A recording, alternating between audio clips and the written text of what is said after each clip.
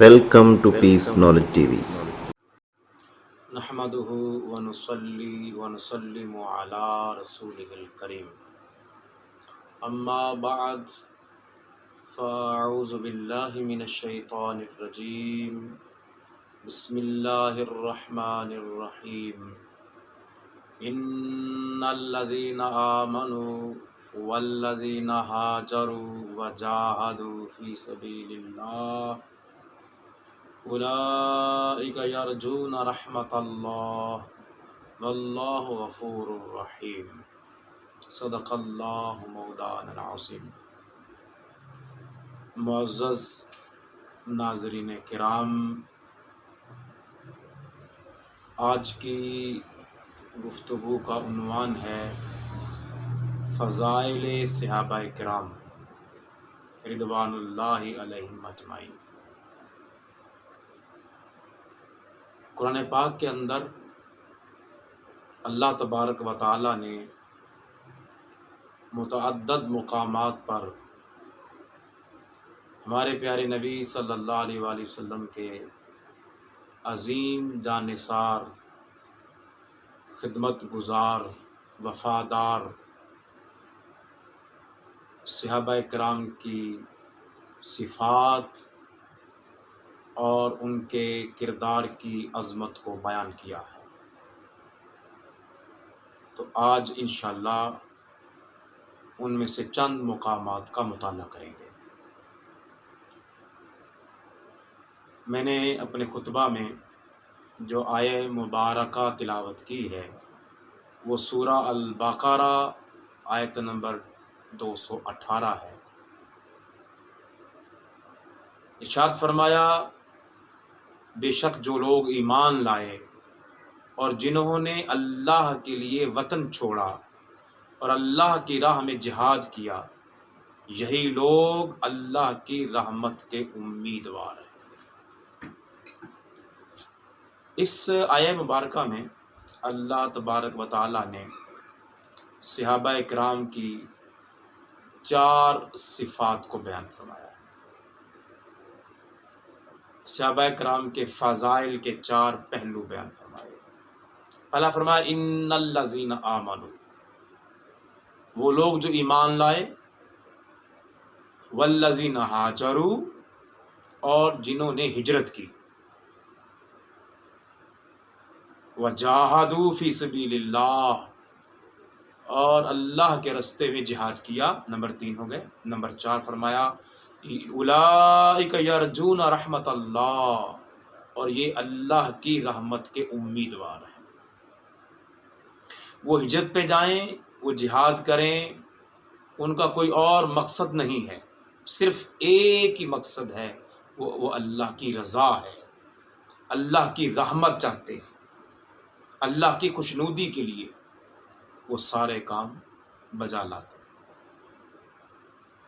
اسی طرح سورہ البقرہ میں ہی آیت نمبر 129 میں اللہ تبارک و تعالی نے حضرت سیدنا ابراہیم علیہ السلام کی دعا کا ذکر فرمایا ہے۔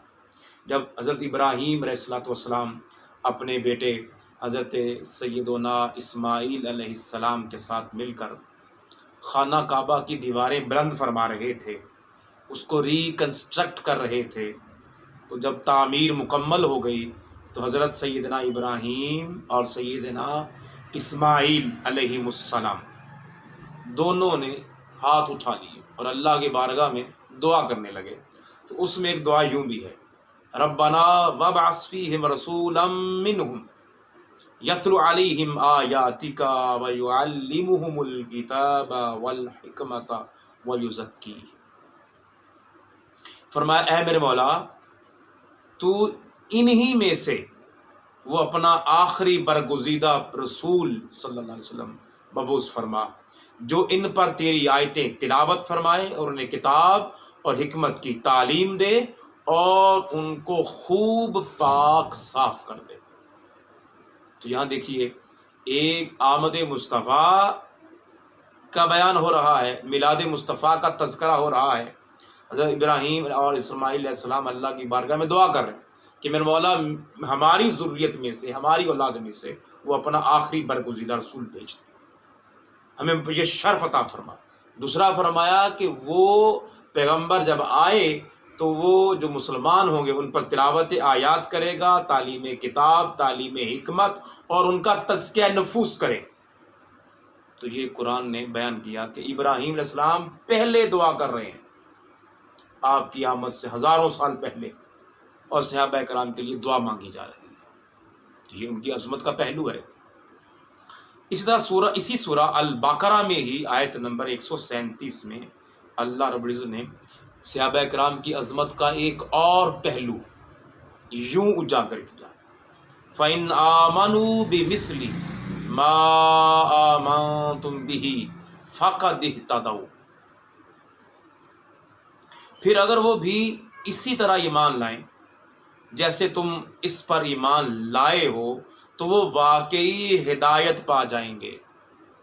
یہاں میں دیکھیے کہ اللہ تبارک و تعالیٰ ان جانثاران رسول اور صحابہ کرام کی اس عظمت کو یوں اجاگر کر رہا ہے کہ فرمایا اگر یہ باقی کافر اور منافقین جو ہیں اگر وہ بھی اسی طرح ایمان لائیں جس طرح تم ایمان لائے، آمنتم بھی، اے میرے صحابی جس طرح تم ایمان لائے ہو، جس طرح تم لوگوں نے ایمان کا عروج حاصل کر لیا ہے، ایمان کی معراج کو پا لیا ہے، تو اگر یہ بھی اسی طرح ایمان لائیں تو فقد اہتدوا، تو یہ تمہاری نسبت سے، تمہاری وجہ سے ان کو بھی ہدایت مل جائے گی۔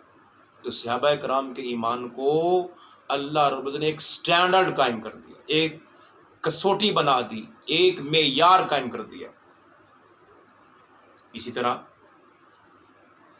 کہ صحابہ کرام کو نعمت خداوندی حاصل تھی کہ جب وہ زمانہ مصطفیٰ میں زندہ تھے، صحبت مصطفیٰ میسر تھی، وہ صحبت مصطفیٰ میں جیتے تھے، سفر میں، حضر میں، مکہ میں، مدینہ میں، طائف میں، ہر جگہ ساتھ رہے۔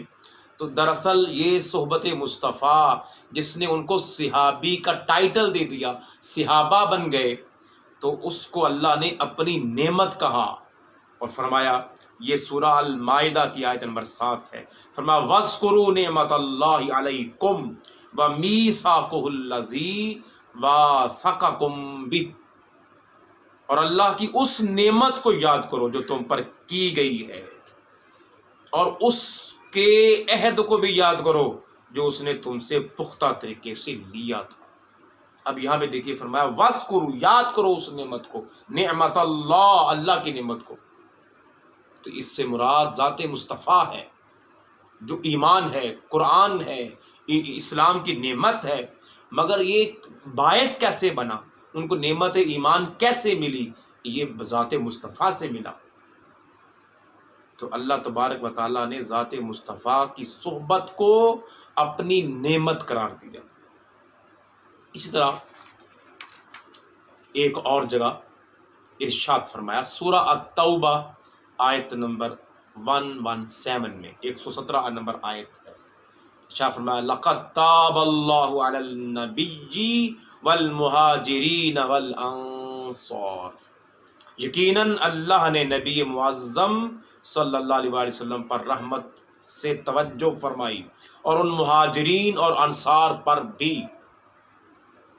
فرمایا کہ اللہ تبارک و تعالیٰ اپنی توجہ فرما رہا ہے، اپنی نظر رحمت سے دیکھتا ہے اپنے پیغمبر کو، اور آگے فرمایا والمہاجرین والانصار۔ تو سب جو تاریخ سے واقف انہیں معلوم ہے کہ صحابہ کرام کے دو گروہ تھے، جو مکہ سے مدینہ میں آئے وہ مہاجرین کہلائے، جو پہلے سے مدینہ میں سیٹل تھے ان کو انصار کہتے ہیں، دو گروہ تھے۔ تو اللہ تبارک و تعالیٰ فرماتا ہے میں اپنے مصطفیٰ پر بھی توجہ فرماتا ہوں، ان صحابہ پر بھی فرماتا ہوں، ان کو رحمت خدا ہر وقت سایہ فگن ملتی تھی، اللہ کی رحمت کی چادر ان پر رہتی تھی۔ اسی طرح اللہ تبارک و تعالیٰ نے ایک اور مقام سورہ آل عمران آیت نمبر 155 میں ارشاد فرمایا وَلَقَدْ عَفَا اللَّهُ عَنْهُمْ، بے شک اللہ نے انہیں معاف فرما دیا، عام معافی کا اعلان فرما دیا۔ کہ صحابہ کرام کو اللہ نے وہ عظمت عطا فرما دی ہے کہ اللہ تبارک و تعالیٰ نے ان کو جنتی ہونے کا دنیا میں سرٹیفکیٹ دے دیا اور عام معافی کا اعلان فرما دیا۔ اسی طرح سورہ النساء آیت نمبر 95 میں ارشاد فرمایا وَكُلًّا وَعَدَ اللَّهُ الْحُسْنَى، اور اللہ نے سب ایمان والوں سے وعدہ تو بھلائی کا ہی فرمایا ہے۔ تو یہاں پہ اللہ تبارک و تعالیٰ ارشاد فرما رہا ہے کہ میں نے ان سارے صحابہ جو ایمان والے ہیں، فرمایا ان سے میں نے وعدہ کر لیا ہے، بھلائی کا وعدہ کر لیا ہے۔ تو صحابہ بھلائی والے تھے۔ اسی طرح صحابہ کرام کی سیرتوں کو قرآن نے یوں بیان کیا ہے، ان کے کردار کو، ان کے کریکٹر کو یوں اجاگر فرمایا۔ یہ سورہ الحشر ہے، آیت نمبر 9 ہے۔ وَيُؤْثِرُونَ عَلَىٰ أَنفُسِهِمْ وَلَوْ كَانَ بِهِمْ خَصَاصَةٌ، فرمایا اور اپنی جانوں پر انہیں ترجیح دیتے ہیں اگرچہ خود انہیں شدید حاجت ہی ہو۔ کہ اگر یہ صحابہ کرام کو اللہ نے وہ عظمت کا پیکر بنایا کہ یہ ایک دوسرے پر اپنے آپ کو نہیں، دوسروں کو ترجیح دیتے ہیں۔ وَلَوْ كَانَ بِهِمْ خَصَاصَةٌ، اگرچہ وہ خود بھی محتاج ہوں، جو ان کے پاس مال میسر ہوتا ہے، وہ اگر ان کے سامنے کوئی اور محتاج آ جائے، کوئی اور غریب آ جائے، کوئی اور ضرورت مند حاجت مند سائل آ جائے، تو وہ اپنی غربت کو نہیں دیکھتے، وہ اپنی محتاجی کو نہیں دیکھتے، جو ان کے پاس میسر ہو وہ دوسروں کو دے دیتے۔ وَيُؤْثِرُونَ عَلَىٰ أَنفُسِهِمْ، وہ دوسروں کو ترجیح دیتے۔ پھر اللہ تبارک تعالیٰ نے سورہ انفال میں ان کی خوبیاں بیان فرمائیں اور آیت نمبر 4 میں ارشاد فرمایا اولئک هم المؤمنون حقا، فرمایا یہی لوگ سچے مومن ہیں۔ اللہ تبارک و تعالیٰ نے ان کے حالت ایمان پر سرٹیفکیٹ جاری فرما دیا کہ یہ وہ گروہ ہے جو حقیقت میں سچے مومن ہیں۔ ایک ان کے ایمان کو معیار بناتے ہوئے سٹینڈرڈ قائم کر دیا کہ بعد میں آنے والے مومنوں، اگر تمہیں ایک رول ماڈل چاہیے، تم چاہتے ہو کہ ہم بھی اسی طرح بن جائیں، تو فرمایا اولئک هم المؤمنون حقا، آؤ یہ میرے مصطفیٰ کے صحابہ کے کردار کو اپنا لو، یہی سچے مومن ہیں۔ اور آخری آیت ہے، یہ کلائمیکس ہے ان کے کردار کا، کہ اللہ تبارک و تعالیٰ نے ان کے کردار، صحابہ اکرام کے ایمان کی حالت، ان کے کردار، ان کے جذبات، ان کے جہاد کو اور ان کی ہجرت کرنا، ان کے مال خرچ کرنا، انفاق فی سبیل اللہ کرنا، اور جتنی انہوں نے قربانیاں دی ہیں، اللہ رب العزت نے کیا کمال کا انہیں مقام عطا فرمایا۔ سورہ البینہ ہے، آیت نمبر 8، اور یہ آخری آیت سورہ البینہ کی، رضی اللہ عنہم ورضوا عنہ، شاہ فرمایا اللہ ان سے راضی ہو گیا اور وہ اللہ اور وہ لوگ اس سے راضی ہیں۔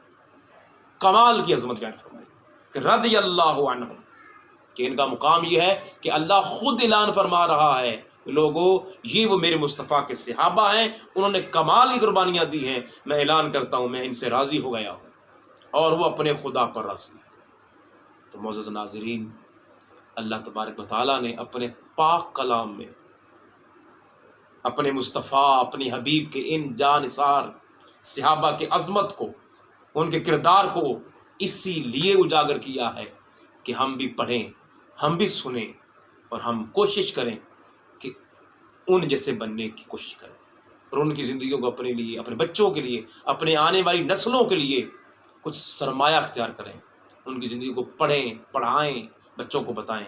اللہ رب العزت ہم سب کو ان پاک